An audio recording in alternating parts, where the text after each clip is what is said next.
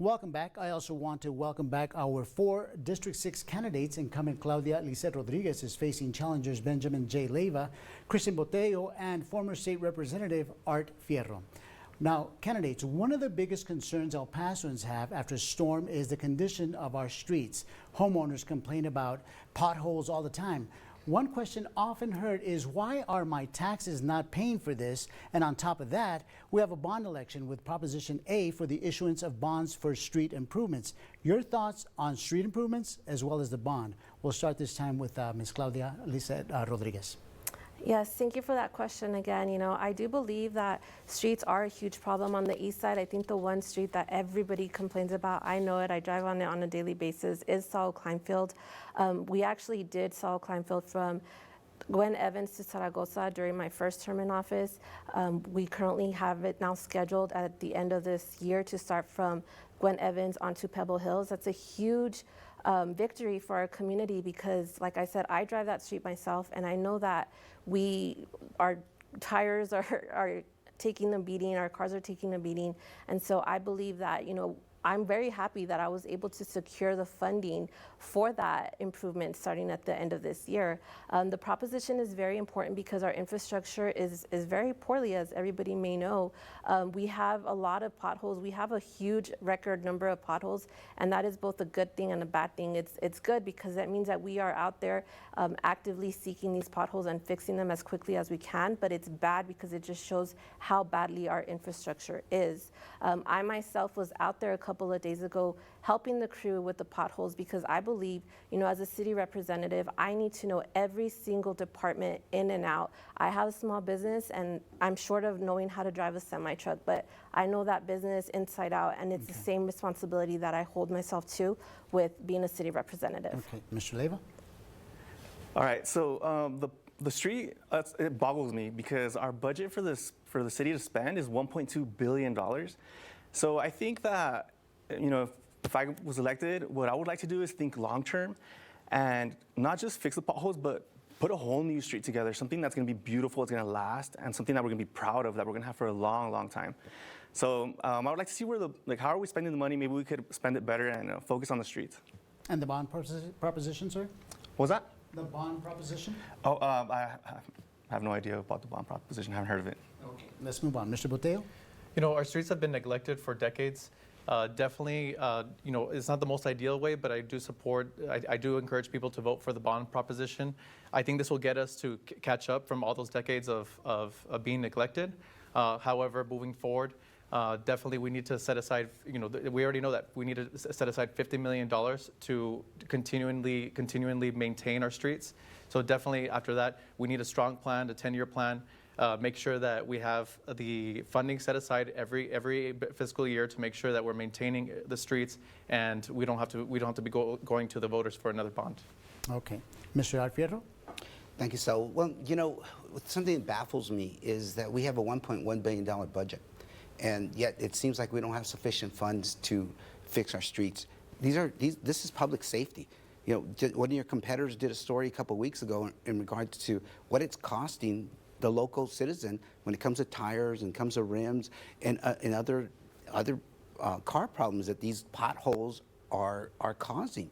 You know, when you look back and 4, 5, 6 meetings ago, City Council got a presentation from streets, and they were saying there's not a pothole issue, that they're being addressed, and they're not even getting calls for the potholes anymore. You know, there's not one person I've spoken to knocking on doors that would agree with that. You know, we're talking about $1.1 billion, a $94 million increase in our taxes from last budget to this budget. We have the funds to fix these potholes.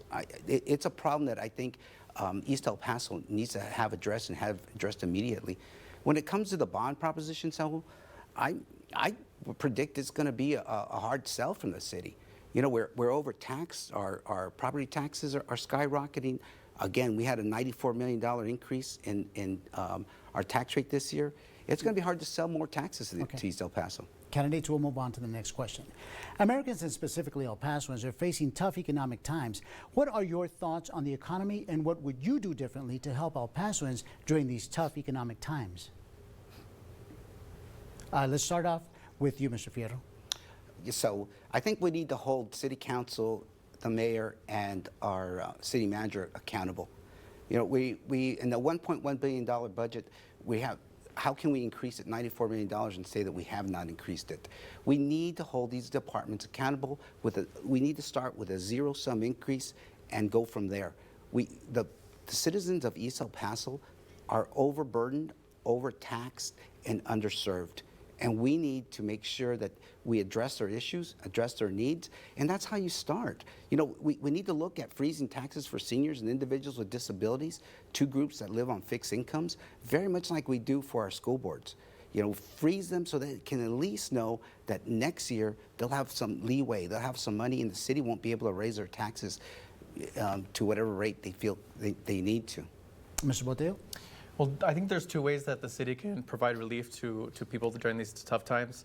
Definitely property taxes. You know, this year what I would have done differently is to adopt a no new revenue budget, meaning that the city wouldn't collect any new revenue. That's what the city is doing right now this year. So definitely would try to provide more property tax relief to the city, to residents of the city. The second thing is that El Paso, it lags behind wages compared to Texas and the United States. So definitely we need to really focus on trying to attract companies, trying to grow our small businesses so we can increase those wages so we have more money to spend and more money to be able to spend for their families and the quality of life. Mr. Leiva? All right, so this is a topic that I feel very confident about. So I used to work as a chiropractor, and I had a clinic, so I was making a lot of money, and I did a lot of wasteful spending. And now that I'm on a budget because I sold my clinic, I'm doing a lot of smart spending. So I think that we need to make sure that as a city, we're not just throwing money away, and that we're being smart about it. Like, for example, I used to shop at Target for soap. Now I go to Dollar General and I get coupons. And that's a lot of savings, and it adds up over time. So I think if we did that as a city, we can really save a lot of money, and I think it'd be good for us. Ms. Rodriguez? Thank you. So, we do have a $1.2 billion budget, of which 60% of that budget goes towards public safety. The other thing is that for us to say here that, we're going to freeze property taxes for the elderly and the disabled, essentially what that would do was that would pass the cost on to everybody else. El Paso has an average age of 32 years old. That means that everybody's taxes that are being frozen, that cost is going to be pushed on over to you all. I also supported a no new revenue budget this year. But I do want to say that the city did bring the tax rate down. It was at 90 cents, and I believe it came down to 86 cents. That tax rate has not decreased in over 37 years. What has increased was property values. Property values are evaluated by the Central Appraisal District. CAD is a state entity. And so for me, I think our state officials should be doing something more about getting that under control and really bringing relief to the taxpayers. Also, 43% of your tax bill goes to the school districts. So that's another problem that we have. And it's not just the city. The city is not just doing wasteful spending. We're actually providing a lot of services for the community, and I will continue to support those services. Okay, candidates, thank you so much. Claudia Lisset Rodriguez, Benjamin J. Leiva, Kristen Boteo, and Art Fierro, thank you for taking part in today's candidate forum for District 6. And I want to remind our viewers, Election Day is just a few weeks away, and you get to decide who will best represent you on City Council. You can make sure that your voice and your vote count by casting your ballot in the upcoming election.